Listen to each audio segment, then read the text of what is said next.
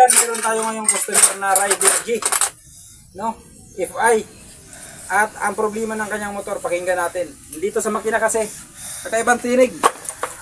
Kaya ko ito ay kino-content para kayo ay magkaroon ng idea. Once na mag-troubleshoot din ang motor nyo na ganito, pakinggan muna natin. Let's stop and listen. Pandarin na natin mga kaibigan.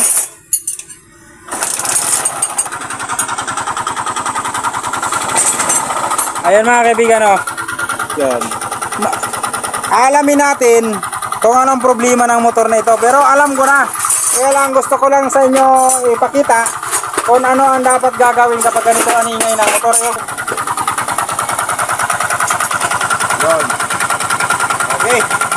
Klaro na. So, sisimulan natin ibabaan makina. Sa mga basher dyan, baka magsabi kayo, bakit baba? Kasi alam ko kung anong problema ng motor na ito.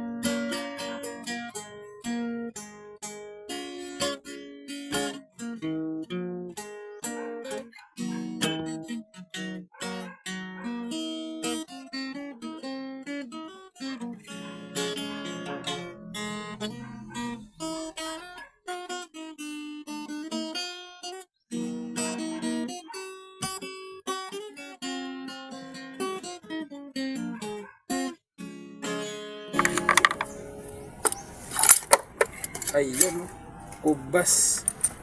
Aday, ay, kagit ang block, oh. May kagit na ang block mga kaibigan. Kaya basa na nga lang. Oo. Shop. Garado na gitna.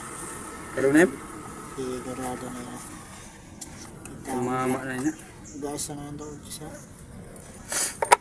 ang pagbagod sa sale. Sunog. Ano? Oh. Tinama na. Iyan, collecting rod mga kaibigan, 100%. Ayan o. Amin na napakinggan mo. Ayun, connecting rod mga kaibigan. Kaya ako, diretso ko ibinaba ang makina kasi alam ko kung anong sira ito. Connecting rod mga kaibigan. Ang naging diferensya o naging problema kung kaya sobrang ingay.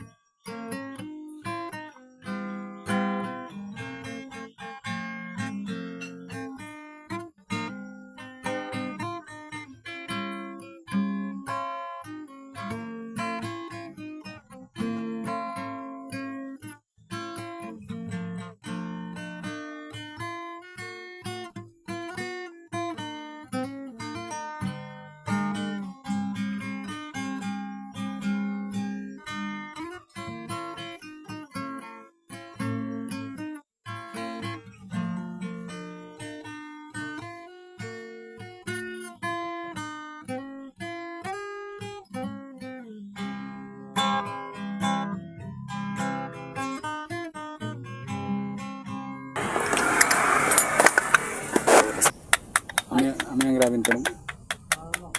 Grabe. Adiyo, ini. Nabaklasan natin mga kaibigan. Ngayon, andito. Ito yung naging dahilan kung bakit sobrang ingay. Ano? Itas-tas mo. Yun. Ito ang naging dahilan.